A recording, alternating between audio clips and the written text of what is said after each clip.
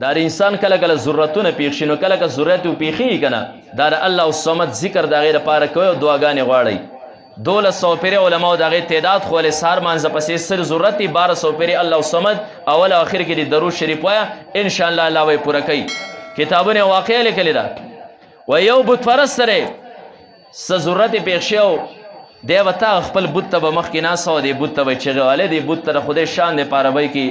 صنم وایي د به چغې والې یا صنم یا صنم یا صنم ای صنم ای بت د ده راخیل دا بت په ما ته آواز وکړي یو پیره خوب ورغلی دی او داسې یا صنم نه یا صنم داسې ټالې وایي د دې خولې نه یو لفظ ووت وی یا صمد غلطۍ کې ګورې وتخاک له پاسه نه آواز راغی وی انا حاضر یا عبدي ما تقول